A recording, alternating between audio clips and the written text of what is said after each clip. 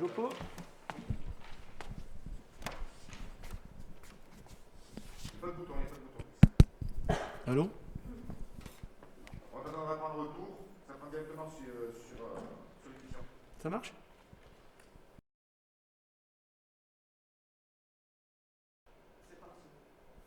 Voilà, bonjour à tous. Bienvenue dans notre belle salle du Quai des Arts. Je sais qu'il y a déjà une vingtaine de personnes qui sont en direct. Voilà, c'est le lancement de notre chaîne pour l'UIAPV, donc l'Université Interage du Pays Vénois. Je salue la collaboration avec l'Université du Temps Libre Laragné.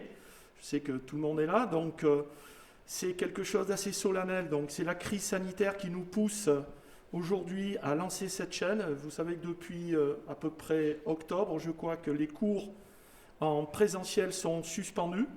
M. Costa en dira plus tout à l'heure. Donc il nous semblait vraiment important pour conserver le lien avec tous les membres et puis continuer tout ce qui est culture avec nos adhérents, de lancer cette chaîne. Alors je remercie, avant de vous présenter un petit peu la séance, je remercie notre personnel, Valérie, Laurent, Cédric, qui ont fait un travail remarquable. J'en profite pour les remercier, puisqu'ils sont là aussi pour les conseils municipaux qui sont sur Twitch, publics, et qui permettent finalement l'expression de la démocratie.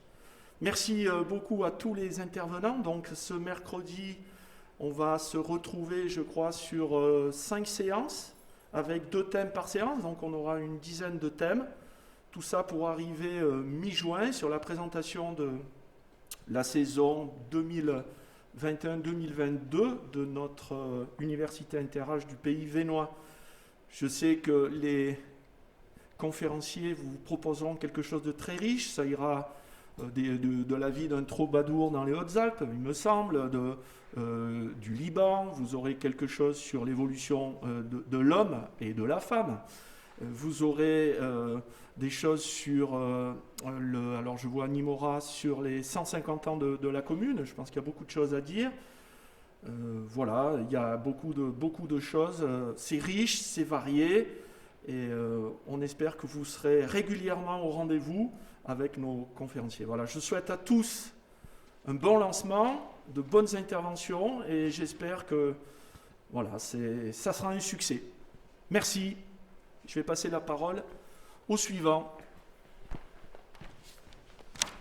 Merci. Alors bonjour à tous. Alors déjà, je souhaiterais remercier Monsieur le maire d'avoir pris un petit peu de son temps pour un petit peu faire l'inauguration de ce projet. Alors ce projet nous tient vraiment à cœur parce que c'est un projet donc en ces moments un petit peu difficiles qui était important pour nous de lancer quelque chose pour garder du lien avec notre université.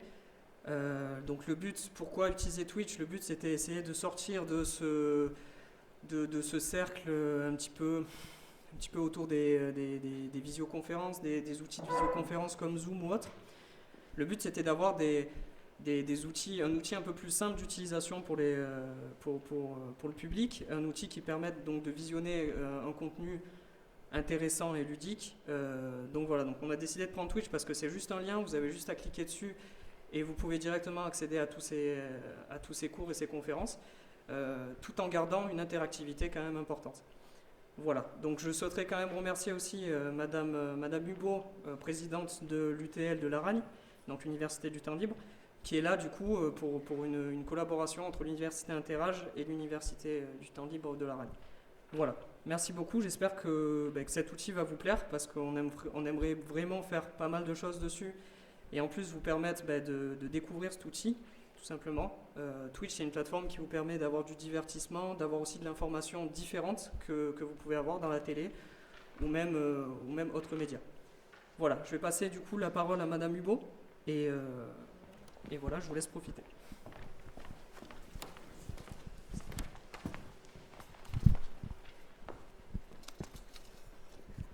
Bonjour à toutes et à tous.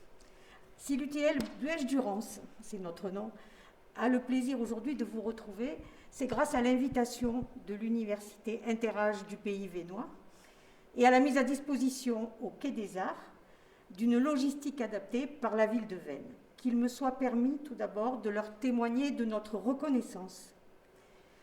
L'UTL Buèche-Durance, association à vocation d'éducation populaire, développe depuis plusieurs années déjà un programme annuel de cours, conférences, cafés découvertes, sorties, à l'attention des habitants du territoire de la communauté de communes Sisteronnet-Buèche, soutenu financièrement par cette collectivité, le conseil départemental et bien entendu nos adhérents. Animée par une équipe de bénévoles, elle recherche l'apport des ressources locales et les partenariats avec les associations proches. Et c'est dans ce cadre que des liens se sont noués avec l'Université Interage du Pays Vénois, association avec laquelle nous échangeons, partageons des intervenants et nous apportons un soutien mutuel. Confrontés aux mêmes difficultés liées à la pandémie, lesquelles nous privent de contacts réels avec nos adhérents, nous avons recherché ensemble une solution. Nous voici donc aujourd'hui réunis pour vous proposer un programme d'émission animé par des acteurs bénévoles qu'il faut ici remercier de nos deux structures. Ils vous présenteront eux-mêmes les thématiques retenues dans la suite de cette émission. Je forme le vœu que vous soyez nombreux à notre écoute, en direct ou en différé, comme vous le souhaitez, puisque cela est possible. Mais je souhaite surtout que les liens virtuels qui nous rassembleront dans les prochaines semaines ne soient qu'une étape dans la vie de nos associations et que nous puissions retrouver notre cadre habituel à la prochaine rentrée. L'expérience douloureuse que nous avons vécue depuis des mois, que nous vivons encore, au-delà des angoisses liées à notre santé, à celle de nos proches, nous a permis de prendre conscience de la difficulté de l'isolement et de l'importance de retrouver des activités culturelles, de partager des moments de découverte avec un public fidèle, de redécouvrir le plaisir d'apprendre en groupe. Dans ce but, fidèle à notre engagement, nous travaillons actuellement, les deux associations, à la construction du projet 2021-2022, en espérant que celui-ci pourra être conduit dans son entièreté. Rendez-vous est pris avec vous dans le calendrier pour vous présenter nos projets aux alentours de la mi-juin. Il restera de cette expérience, je le souhaite, des liens indéfectibles entre nos deux universités et une collaboration toujours plus efficace. Je remercie vraiment le personnel de cette maison qui a beaucoup œuvré pour que nous puissions réaliser cette émission, les intervenants qui ont travaillé pour vous présenter leurs projets, et je vous souhaite maintenant d'agréables moments en leur compagnie, après une courte pause. Je vous remercie.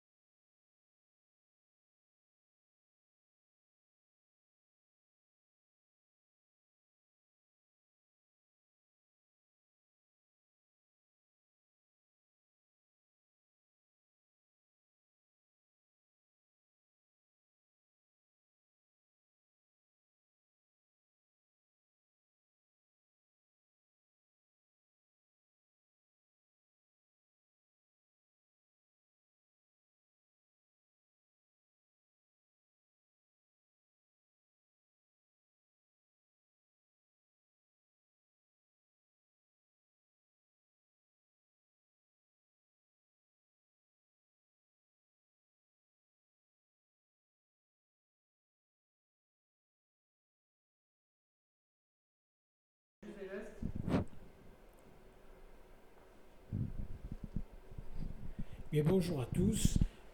Croyez bien que j'ai beaucoup de plaisir aujourd'hui à saluer, à travers des caméras, les adhérents de l'UIA qui ont répondu présent dès la création de cette structure. Saluer les adhérents de l'UTL Buèche-Durance, dont je connais un bon nombre puisque j'ai le plaisir d'aller y faire des cours depuis quelques années.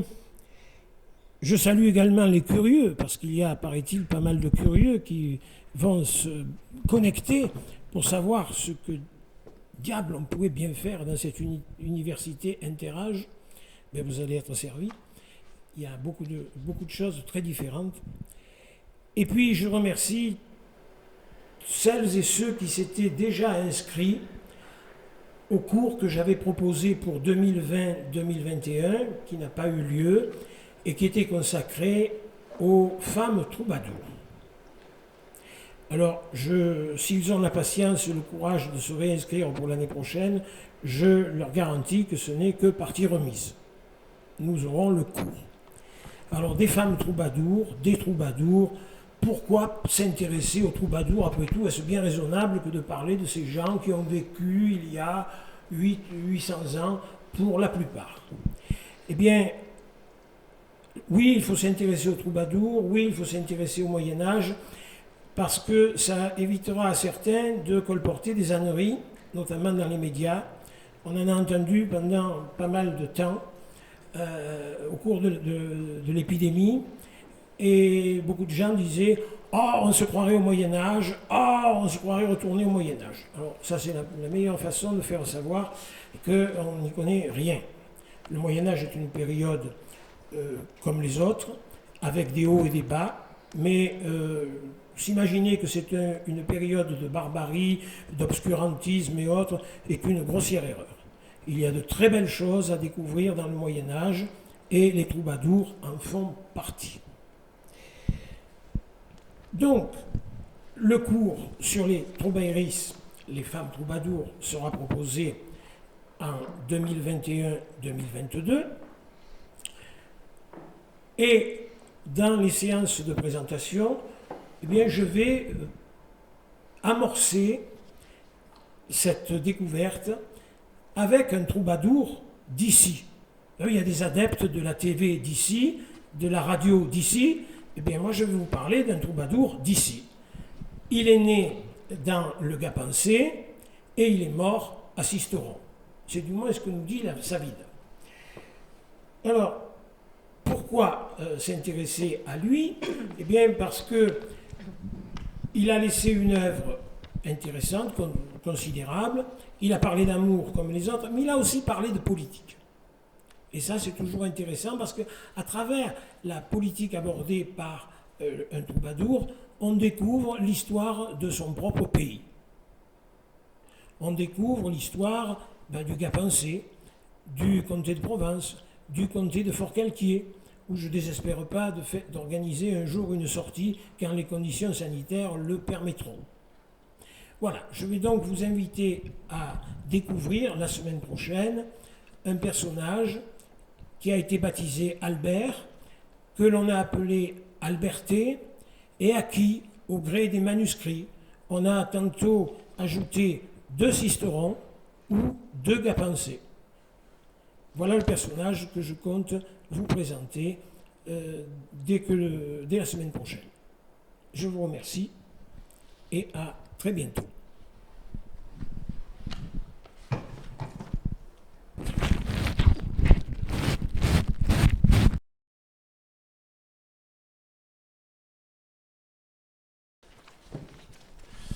Bonjour à tous, donc je me présente, je suis Claude Gérard, je suis professeur de sciences naturelles évidemment. J'ai choisi d'aborder des thèmes en relation. Alors je devais faire pour ce printemps ici même un atelier sur la botanique, et là évidemment ça sera reporté à l'année suivante. Et puis il y a un autre thème que j'avais proposé qui est un thème sur l'évolution de l'homme. Alors évidemment c'est un très vaste sujet. Ce sera simplement un regard sur l'évolution de l'homme et ce sera une approche qui sera limitée au domaine purement scientifique et naturaliste, avec, j'espère, du concret en ce qui concerne bien sûr les documents et même des moulages d'ossements ou de crânes que je pourrais donc vous proposer. Il y aura 2 séances successives. La première séance aura lieu la semaine prochaine. Donc dans cette première séance, en fait, on va remonter vraiment dans le temps. L'histoire de la vie sur la Terre, ça date quand même de 4 milliards d'années pratiquement. C'est considérable.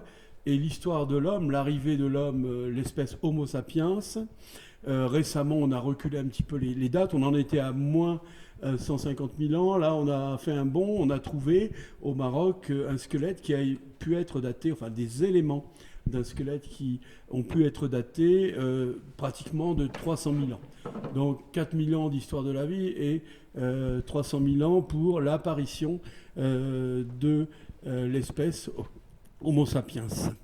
Alors, en fait, si je vais remonter vraiment dans le temps, c'est pour expliquer que nous avons dans notre organisation, notre anatomie, des structures qui, en fait, ont une origine très ancienne. Nous sommes faits de cellules, 60 000 milliards de cellules, on n'est pas à une cellule près, bien sûr, en, je crois, 250 catégories. Tout ça est extrêmement complexe, extrêmement organisé. Et si on remonte dans le temps, on peut remonter, par exemple, prendre quelques étapes et remonter à l'origine de ces cellules, les cellules à noyaux, qui sont apparus il y a déjà pratiquement plus d'1,5 milliard d'années. Donc si on n'avait pas évidemment ces cellules à noyaux, avec la complexité aussi au niveau du génome, de l'ADN, évidemment on ne serait pas là pour en parler. J'ai pris d'autres exemples dans cette histoire, l'apparition du squelette interne et de l'axe vertébral qui va donner donc la colonne vertébrale. Alors ça c'est effectivement fondamental parce que ça va par exemple définir aussi une polarité, la tête vers l'avant. Et la tête va regrouper les organes sensoriels principaux et évidemment ça va permettre aussi le développement cérébral. Donc c'est une étape importante qui date pratiquement de 400 millions d'années. Vous voyez, on est vraiment dans des échelles de temps considérables. Bon, d'autres exemples, les membres articulés que nous avons, et on verra que l'origine, finalement, on peut la retrouver dans des formes qui ressemblaient à des poissons, il y a aussi très longtemps. Et ces membres articulés, on partage ça avec évidemment beaucoup de vertébrés. Il y a eu des déclinaisons évidemment tout à fait considérables entre l'aile d'oiseau, l'aile de chauve-souris, la patte du cheval. Tout ça, c'est le même modèle, mais avec évidemment des différences, des adaptations qui ont pu, disons, avoir lieu dans le temps. Je parlerai aussi d'une structure qu'on connaît moins bien peut-être, qui est l'amnios. Et l'amnios, c'est fondamental parce que c'est ce qui permet finalement aux animaux, aux vertébrés, de conquérir le milieu terrestre. Sans amnios, pas de vie en dehors du milieu aquatique. Et cet amnios va aussi, pendant le début de notre existence, pendant toute la grossesse, nous entourer d'un milieu aquatique, comme vous le savez. Donc c'est quand même intéressant aussi à rappeler. Et puis d'autres épisodes comme l'allaitement, le placenta, qui vont avoir aussi beaucoup de conséquences en fait sur l'évolution humaine. Alors ensuite, dans la première séance, je pense que j'aurai le temps de parler un petit peu du groupe des primates, qui est le groupe, disons, auquel nous appartenons. Et on fait traditionnellement une comparaison entre deux squelettes, le squelette du chimpanzé et le squelette de l'homme, aussi également évidemment avec la boîte crânienne, pour bien faire comprendre quels sont les points essentiels qui font évidemment la différence entre la lignée, on va dire, des grands singes, nos cousins, et puis la lignée entre guillemets humaine. Donc ça, ce sera en fait toujours la première séance. Alors la seconde séance sera vraiment orientée sur justement ce que l'on appelle la lignée humaine. Alors le thème est très mal choisi parce que l'évolution, c'est tout sauf quelque chose de linéaire. Et on découvre en plus des espèces pratiquement tous les ans. Il y a des nouveautés, il y a des cousins dont on ignorait l'existence, ou peut-être des ancêtres. Et pour des raisons de commodité, on va garder quand même cette expression de lignée humaine. Et puis, nos cousins, ce sera la lignée, disons, des grands singes. Et nous avons en fait un ancêtre commun qui peut-être date de 7-8 millions d'années. À partir de cet ancêtre, les deux lignées ont divergé. Alors là, nous verrons, on est toujours sur l'étude des squelettes, parce que qu'est-ce qu'on retrouve finalement essentiellement les squelettes. Et puis, après l'outillage, ou par exemple l'usage du feu, hein, qui va évidemment arriver, mais les squelettes nous renseignent aussi sur autre chose. Par exemple, est-ce que telle ou telle espèce pouvait parler? Eh bien, par l'étude du moulage du cerveau sur le crâne, ou de la position du crâne sur la colonne vertébrale, on peut en déduire si, par exemple, une espèce comme l'homme de Néandertal ou même Homo erectus pouvait parler et donc communiquer. Et c'est quand même quelque chose d'important. Voilà, donc là, on passera en revue les principales espèces et puis les découvertes récentes aussi. On retrouve encore une fois très peu d'éléments. On retrouve quelques os, on retrouve des fragments de mâchoire, on retrouve des dents. Le matériel génétique, il est très très partiel.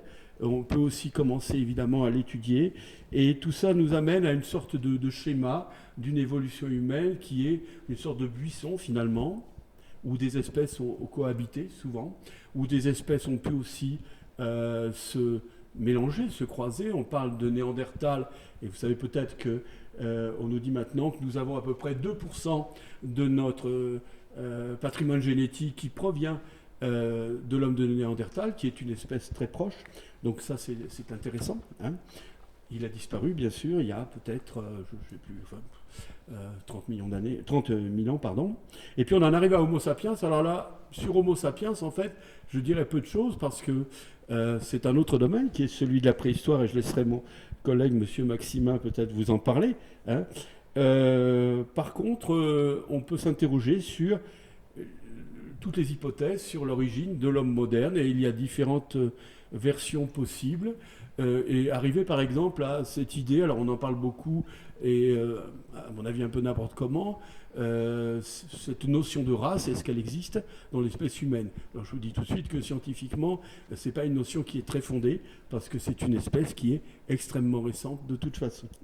Voilà, donc ce sera une sorte de panorama, de vision un petit peu partielle, bien sûr, faute de temps, hein, mais qui donnera peut-être l'envie aux uns et aux autres d'aller un petit peu plus loin. Il y a énormément d'ouvrages, il y a des films, il y a aussi des sites qu'on peut visiter qui sont tout à fait passionnants. Voilà, donc à la semaine prochaine. Merci.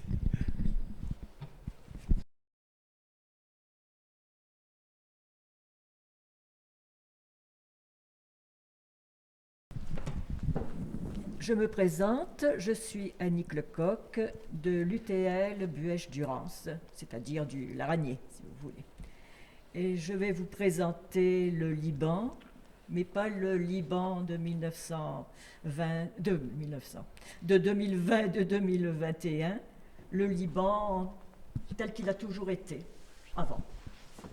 Et j'ai d'ailleurs intitulé cet exposé « C'était mon Liban ». Si tout le monde a entendu parler du Liban depuis 1 an et demi environ, depuis fin 2019, tout le monde ne connaît pas le passé prestigieux de ce tout petit pays, ni le mode de vie de ses habitants. Entouré par la Syrie au nord et à l'est, par Israël au sud et bordé par la Méditerranée à l'ouest, c'est la seule république démocratique multiconfessionnelle, c'est une démocratie parlementaire, au milieu des pays arabes. Pays à l'hospitalité légendaire. Je pourrais vous raconter des tas d'anecdotes où on reste bouche bée devant l'accueil qu'on a de ces gens-là. Attaché à la liberté, et qui a une grande capacité à surmonter toutes les épreuves et à rebondir. On dit quelquefois, ils construisent, quelques temps après, quelques mois, quelquefois, c'est détruit, et ils reconstruisent. Il y a la superficie la toute petite superficie d'un de nos départements. C'est environ la superficie de la Gironde. Mais il est couvert de vestiges des multiples civilisations qui s'y sont succédées. À Baalbek, merveille du désert, écrivait Lamartine, avec entre autres des tas de ruines, bien sûr, mais les ruines du temple de Jupiter, qui comporte quand même encore 6 colonnes entières. C'est le plus grand du monde romain. Ensuite, les vestiges de Tyr. Il y a surtout l'hippodrome majestueux.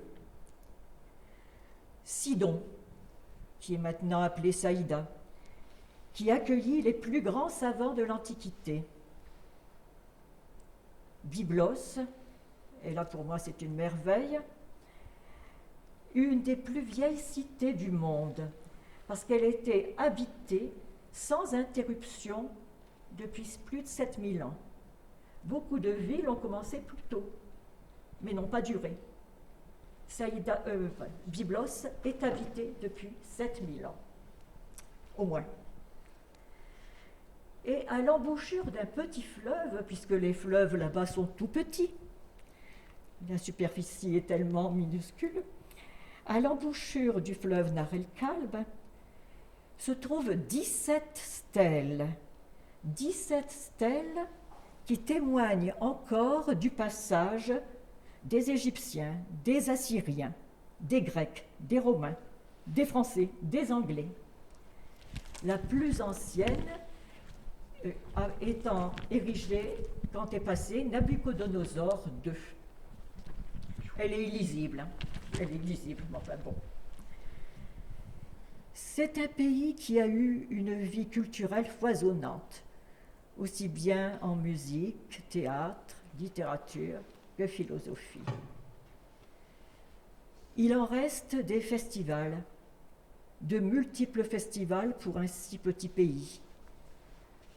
Surtout le festival de Baalbek, qui est un festival international, où, je ne sais pas, je pense à une année où j'ai eu le programme, se sont produits par exemple Jean-Claude Casatsu, la même année Elton John, la même année Myriam Makeba.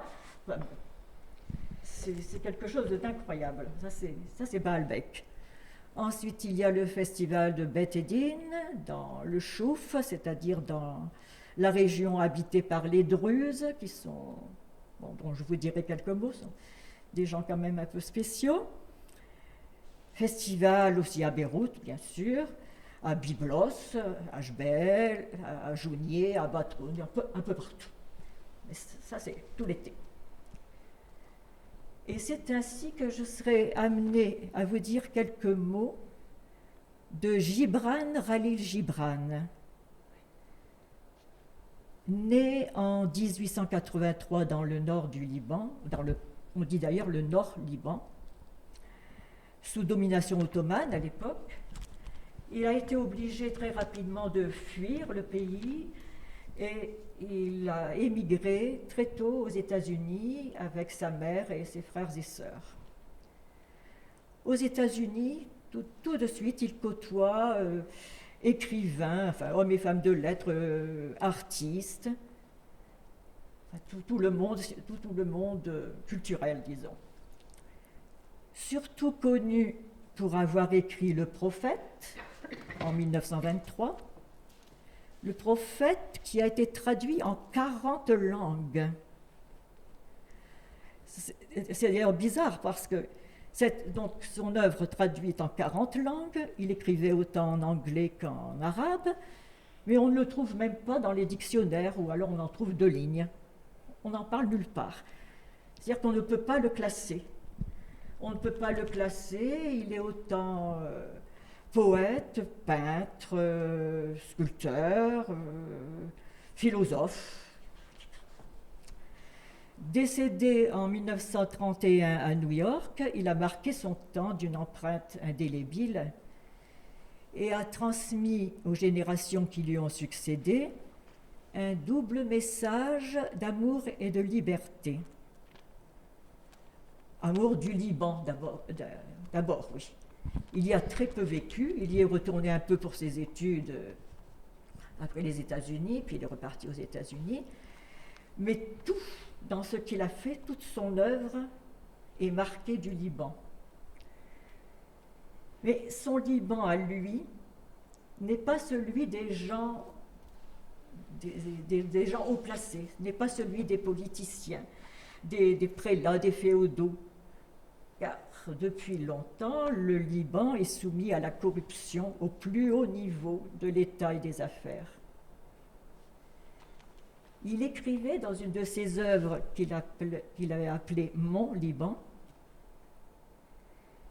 Vous avez votre Liban et ses dilemmes, j'ai mon Liban et sa beauté. Vous avez votre Liban avec les conflits qui le rongent, j'ai mon Liban avec les rêves qui y naissent. Votre Liban est un pays de communautés religieuses et de partis politiques. Mon Liban est composé de jeunes hommes qui gravissent les flancs montagneux et courent avec les ruisseaux. Vous avez votre Liban, j'ai le mien. Et je considère que c'est le mien aussi. Donc moi, je vous retrouverai dans 15 jours pour développer tout cela. Je vous remercie.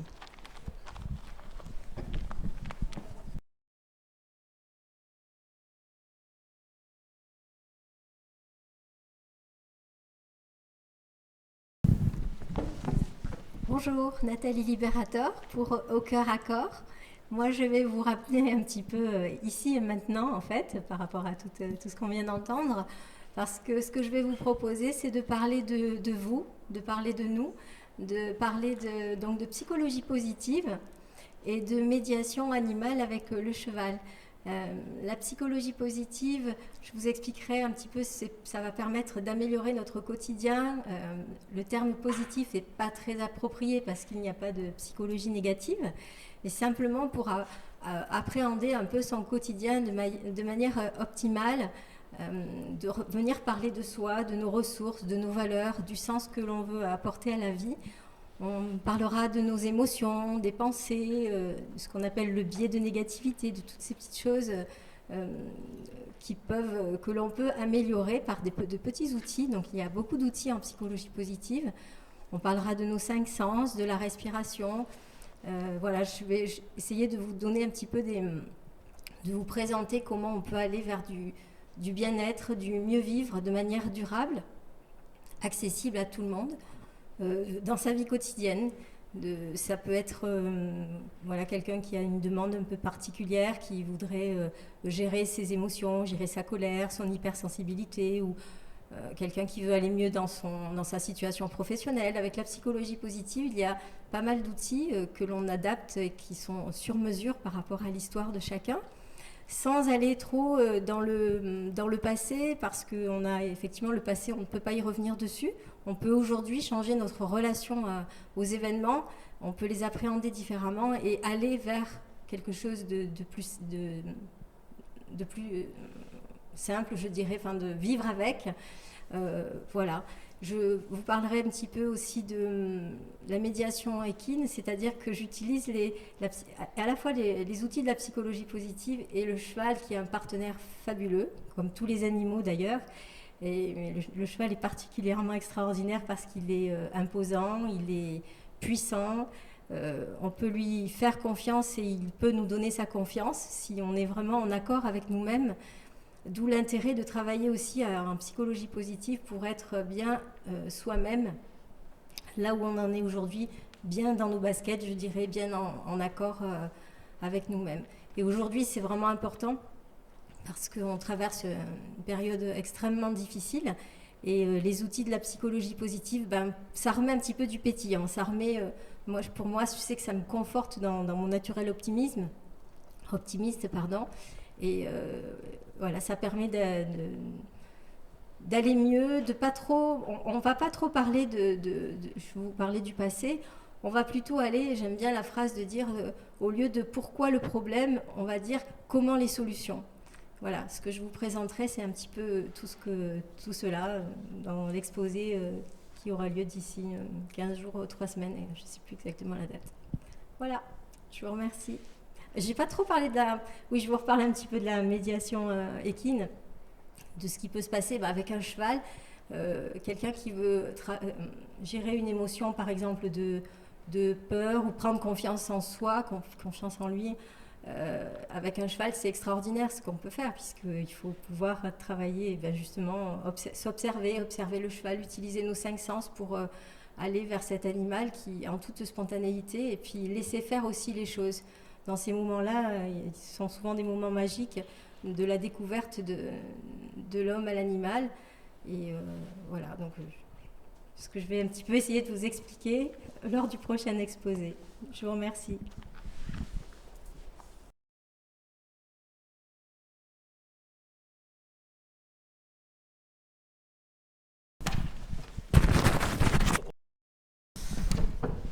Prenez soin de vous, c'est un bon moyen de prendre soin des autres.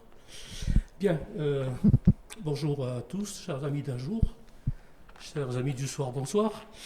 Je m'appelle Michel Maximin, je suis, on va redire, retraité. Voilà, et je vais vous parler de préhistoire. Alors, pourquoi de préhistoire? Parce que je suis tombé dedans étant pas tout petit, mais ça va faire 40 ans déjà. Tombé dedans, j'ai mis la main à la pâte, je me suis documenté, et c'est devenu une passion. Alors pourquoi vous parlez de préhistoire? Parce que la préhistoire, c'est une fiction, comme l'histoire. Ça jette un regard sur aujourd'hui. La préhistoire ne parle pas du passé, elle parle du maintenant. L'histoire ne parle pas du passé, l'histoire parle de maintenant. Alors attention, par préhistoire, soyons clairs, la préhistoire, c'est pas les dinosaures, c'est pas les ammonites, ce ne sont pas les mésosaures. Ça, c'est de la paléontologie. C'est du Jurassique, c'est du Crétacé. Ça n'a rien à voir avec la préhistoire, quoi qu'en disent les médias. La préhistoire, pré-histoire, c'est ce qui est avant l'histoire. La préhistoire, c'est l'homme. La période préhistoire, le fourre-tout, on va dire, excusez-moi, le fourre-tout préhistoire est coincé entre, d'une part, la paléontologie, et de l'autre, l'histoire. Entre ces périodes existent des zones grises que se disputent allègrement historiens, préhistoriens, paléontologues, à grand renfort de colloques, publications, dans lesquels on s'étripe joyeusement. Bon, voilà, ça c'est dit. Moi, je vais vous parler de préhistoire locale. Alors, préhistoire locale, et je vais essayer de ne pas être trop ardu. Les gens s'imaginent beaucoup que la préhistoire, c'est loin, loin dans le temps, loin dans l'espace. La préhistoire, pour la plupart de nos concitoyens, c'est, allez, on va dire Lascaux, des Rahamata, l'Afrique, peut-être un peu l'Australie, on ne sait pas trop pourquoi. Et c'est des nombres à 6 chiffres, ou 5 encore à la limite. Non, l'histoire, la préhistoire locale dont je vais vous parler, elle est locale, donc vous marchez dessus, carrément. Amis Vénois, vous avez dans votre environnement proche des sites préhistoriques. Et le malheur, c'est que la plupart de nos concitoyens ignorent ça. Ils en sont un peu dépossédés, si vous voulez. Alors, c'est un peu beaucoup de leur faute. C'est aussi un peu beaucoup de la faute des institutions, disons-le. Nous avons affaire, il y a des égos, il y a des... Bon, enfin bref, je ne vais pas polémiquer là-dessus, mais bon. Donc la préhistoire locale, ça ne remonte pas très loin. On va aller dans des nombres à 5 chiffres. Je ne vais pas vous parler des origines de l'humanité, par exemple. La préhistoire locale, elle démarre, l'histoire de l'homme est déjà bien vieille. Ce sont nos voisins, ce sont nos contemporains. On en est à allez, on remontera à moins 20 000 ans, 20 000 ans à partir d'ici, vous voyez, quand les premiers hauts alpins, ou plutôt les premiers hommes, quand la main des premiers hommes a mis le pied dans les Hautes-Alpes. Voilà. Alors, ce n'est pas une période très ancienne, pour la bonne raison que, et ça, notre géographie nous le fait comprendre, pour la bonne raison que nous sommes un département alpin, et qui dit Alpes dit montagne, qui dit montagne dit froid, dit glace. Et pendant très longtemps, nos vallées ont été noyées par de gigantesques glaciers qui ont tout laminé, qui ont fait cette superbe vallée en auge que l'on peut apercevoir du côté de, en remontant vers la Roche des Arnaud quand on est à Vennes, ou quand on est dans la vallée de la Durance du côté de la Saulce. Imaginez-vous que le glacier quand même frôlait ce qui est aujourd'hui le village de Lardier. Hein, c'est pas un glaçon qu'on met dans une boisson on the rock, hein, c'est un truc là. Ces glaciers ont donc profondément marqué d'abord le paysage. Alors, en plus de la forme de la vallée, si vous allez de Sisteron, où il y a une superbe zone commerciale qui est un fleuron de l'art contemporain, et vous remontez la vallée, vous avez, par la route, je veux dire, par la nationale, ou ce qui était autrefois la nationale, vous avez certainement remarqué que cette route ondule. Eh bien, chaque ondulation, c'est le recul du glacier. Le glacier recule, il dépose une moraine frontale, et ainsi de suite. Et voilà. Alors, donc, nous sommes dans un département alpin marqué par la glaciation. Mais nous sommes aussi dans un département alpin dont le paysage est marqué par l'homme. Et ça, il est marqué depuis très très longtemps. La nature telle qu'elle est mythifiée par certains n'existe pas. Nous sommes dans des paysages anthropisés depuis très longtemps. Enfin, très longtemps. On tombe dans des nombres à 4 chiffres. Je suis désolé, c'est pas si vieux que ça, mais bon, on ne peut pas faire mieux. Et les acteurs de cette modification, de ce travail sur le paysage, ont laissé leurs traces. Allez vous promener dans les vallées du Bêche et de la Durance, vous marchez sur leurs traces. Partout, il y a qu'à se baisser. Voilà. Donc, je ne vais pas vous raconter la préhistoire à travers des cailloux. C'est trop ardu, je suis désolé. Ça dégoûte tout le monde. Je vais vous raconter la préhistoire. L'histoire, Monsieur Costa, c'est une fiction. Ça n'existe pas. La préhistoire, ça n'existe pas. C'est une fiction, c'est une construction. Attention, c'est une construction qui s'appuie sur des objets matériels, mais ces objets induisent des constructions intellectuelles qui varient avec les époques. La préhistoire telle qu'on la conçoit aujourd'hui, ce n'est pas celle que l'on concevait il y a simplement 30 ans, quand j'ai mis la main à la pâte. Et M. Costa l'a bien dit tout à l'heure, on est en train en ce moment de se replonger sur le Moyen-Âge. Et bon, Michelet se fait botter les fesses à grands coups, mais il était temps. Et il en est de même pour la préhistoire. Donc je vais vous raconter la préhistoire, des histoires de préhistoire, ce qu'on appelle sur certains forums des coloriages. J'interviens sur un autre forum d'histoire dans lequel je produis des coloriages, donc je vais continuer. Voilà. Donc prochaine séance, le mercredi 12 mai, si je ne me trompe pas,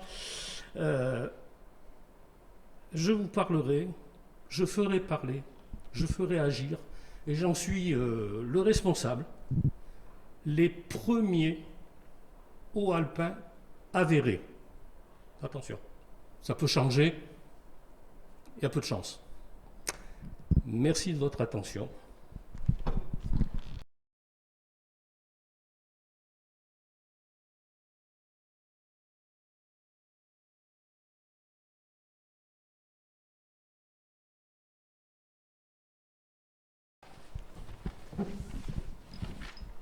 Bonjour, je suis Annie Morat, je suis membre de l'Université Interage du Pays Vénois et j'aurais dû cette année vous présenter la vie monastique dans les Hautes-Alpes du Moyen-Âge. Nous y revoilà au Moyen-Âge, du Moyen-Âge jusqu'en 1789. J'espère bien vous faire cette présentation l'année prochaine. Et pour cette année, je vous propose une toute autre période de l'histoire, une de ces commémorations dont on parle beaucoup en 2021, c'est l'histoire de la Commune de Paris. 2021, c'est la commémoration à la fois du décès de Napoléon, les 200 ans de la mort de Napoléon, et les 150 ans de la Commune de Paris. Or, ces deux anniversaires donnent lieu à des débats dont la France a le secret, débats qui se mêlent évidemment de lutte ou de lutte politique, et donc on se demande toujours, doit-on commémorer? Et donc, par exemple, pour la Commune de Paris, nous avons un éminent historien, Pierre Nora, qui dit « La Commune, il n'y a rien à célébrer ». Et puis, par contre, vous avez les élus des partis de gauche du Conseil de Paris qui disent « Ah, mais les communards, il faut leur offrir une célébration digne de ce nom ». Voilà, d'où en est un peu le débat. Alors, personnellement, je ne parlerai pas de célébration, ce qui induit un jugement de valeur. Je parlerai plutôt de commémoration et avant tout, peut-être pour la Commune de Paris, de remémoration. Parce que la Commune de Paris, c'est un épisode très bref, c'est 72 jours, du 18 mars au 28 mai 1871, donc un épisode bref, dont je pense que beaucoup de nos contemporains n'ont pas beaucoup de notions précises, parce que c'est un moment qui a quasiment disparu des manuels scolaires, comme d'ailleurs la plupart de l'histoire du XIXe siècle, que autrefois, au moment du 1er mai, ou au moment de l'anniversaire de la semaine sanglante, entre le 21 et le 28 mai, on évoquait dans les médias les commémorations qui avaient lieu au mur des fédérés du Père-Lachaise, que tout ceci aujourd'hui existe toujours, il y a toujours des fidèles qui célèbrent le 1er mai et au moment entre le 21 et le 28 mai, mais que les médias ne s'en font plus l'écho, qu'on est très loin du moment où en mai 1981, Pierre Mauroy est allé déposer une gerbe de fleurs, Pierre Mauroy, Premier ministre, une gerbe de fleurs au mur des fédérés. Donc nous sommes très loin de tout cela et il semble un peu nécessaire de se rappeler ce qu'a été la Commune. Or, la Commune, elle est pour notre histoire de France très ambivalente. Et mon voisin parlait de l'histoire comme construction, et là, c'est bien un événement qui donne lieu à deux constructions antinomiques. Pour les uns, la Commune, c'est l'exemple rêvé d'une démocratie directe, d'une république sociale, universelle, qui a été réprimée dans le sang de façon atroce entre le 21 et le 28 mai, c'est ce qu'on appelle la semaine sanglante, et qui depuis lors a servi de référence à d'autres mouvements révolutionnaires, que ce soit celui de 1917 en Russie, que ce soit les événements de 1968, voire même on a vu quelques mentions lors des manifestations de Gilets jaunes en 2019. Donc ça, c'est une première vision. Et puis, il y a une autre vision qui voit dans ces 72 jours un échec patent, un projet qui ne pouvait pas aboutir, donc qui était voué à l'échec dès le départ, du fait de ses divisions, du fait de son extrémisme, qui voit dans ces mois les otages qui ont été fusillés et notamment le clergé, avec un mouvement anticlérical qui rappelait la terreur de 1793 et qui voit aussi dans ce mouvement la destruction des monuments de Paris, notamment les Tuileries et l'Hôtel de Ville. Voilà donc pour l'autre aspect. Et donc aujourd'hui, en 150 ans après, eh bien, on peut peut-être essayer de ce que j'ai dit, je l'ai mis dans l'intitulé, peut-on parler d'une histoire apaisée?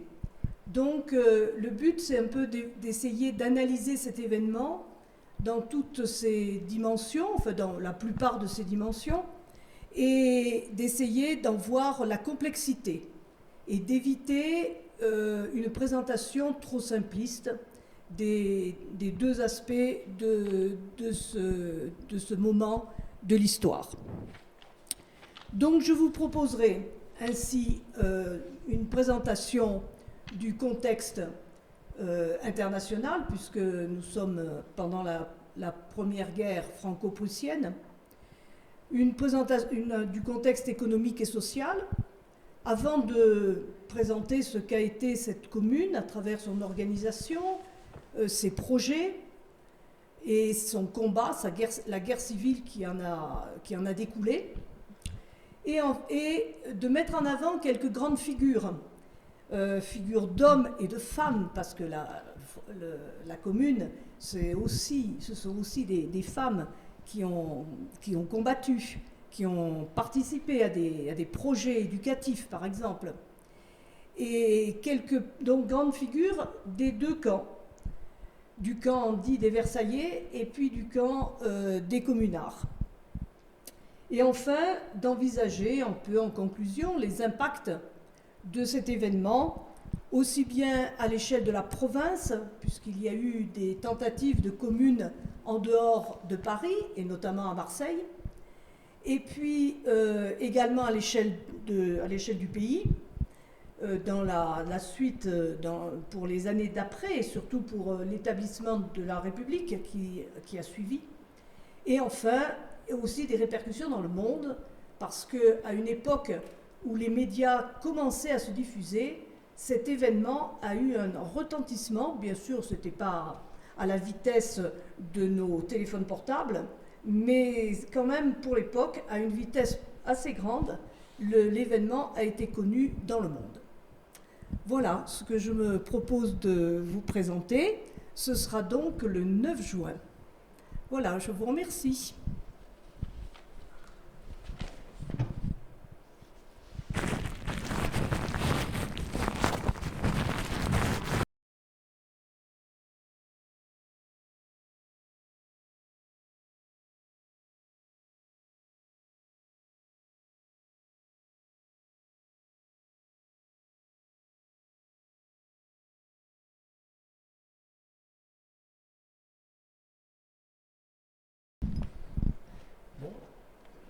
Eh bien, on remercie tout le monde.